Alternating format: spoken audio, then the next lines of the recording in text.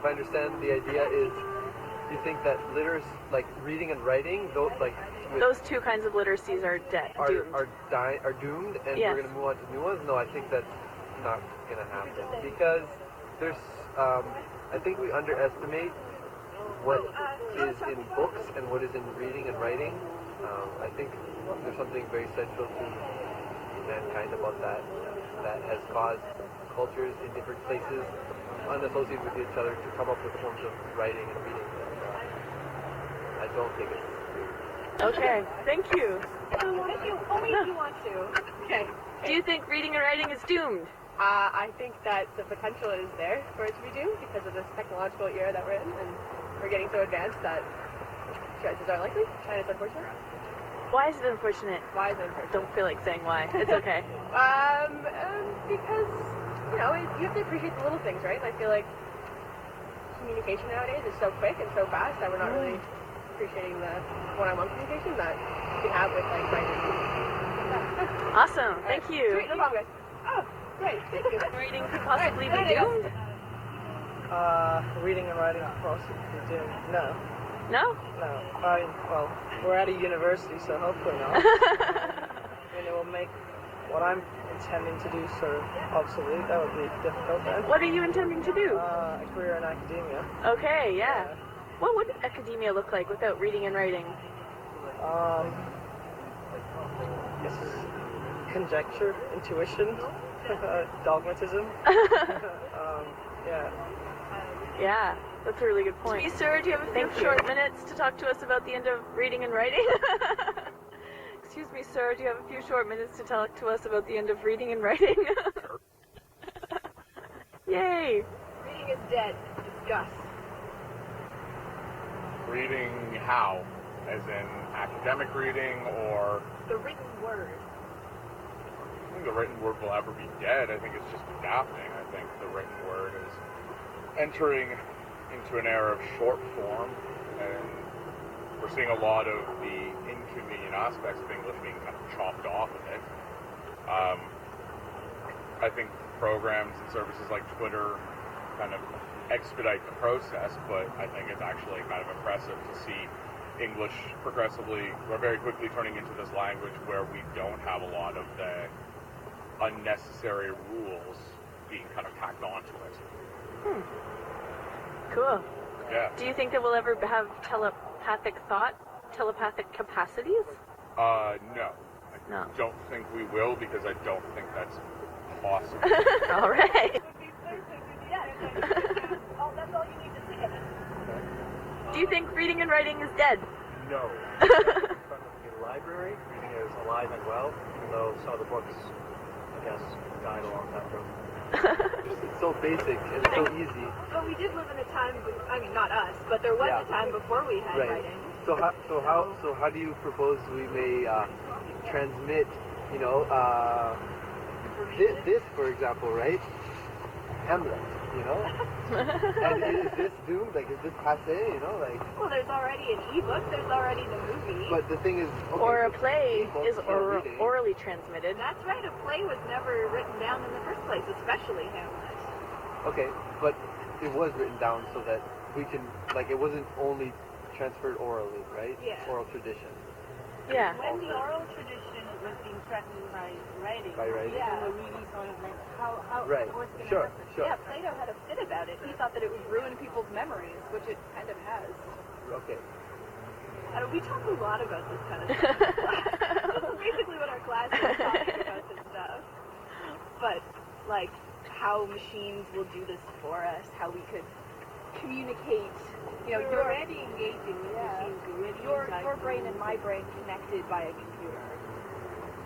Oh, I just pour it in, Exactly. And I wake up and say, I know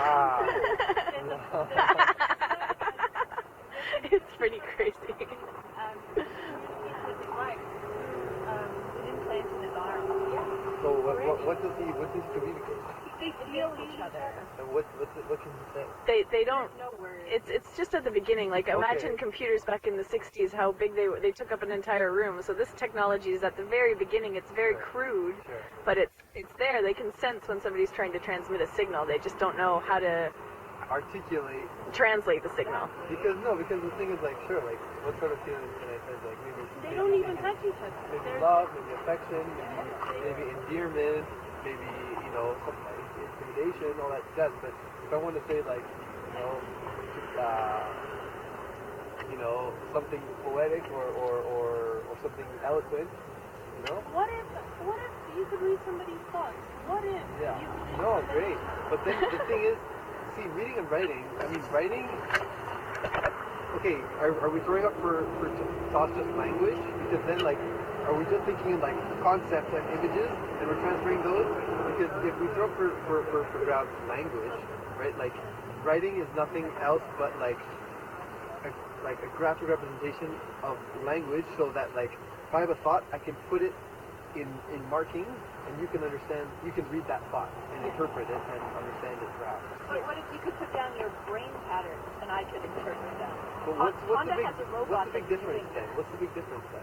Because what one of the thoughts is that reading and writing, because it's such a hard skill to attain, not for you, not for me, but there are millions of people who are illiterate because of how hard it is Right. to read and write. These people are left out. So if you spoke to them about this concept, they might not even see the importance of it. But the thing is, we're proposing something very high tech, right? I imagine, right? No, we had a medium,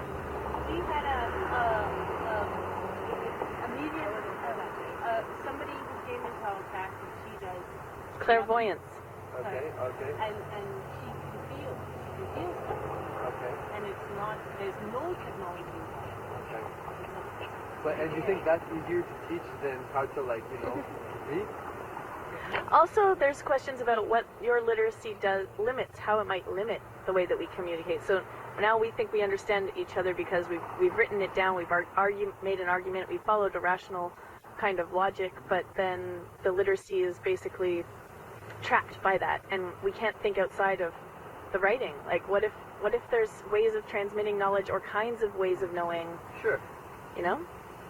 But like we can have both, right? Like for example, I think dance. could have both. Dance, I think, is something that really Yeah. captures just like passion and movement and Yeah. inner states that aren't states easy to that articulate. aren't easy to articulate, and Yeah. especially perhaps for a dancer, right? Mhm. Maybe Are you a dancer? I like dance. No, but Amazing, cool. But maybe a poet with similar thoughts could put something, and right? People aren't limited with writing and reading to things that are logical and sequential, right?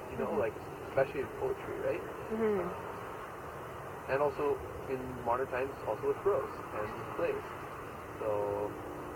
Yeah, that's good. Those are good thoughts. You should come to our class. Yeah.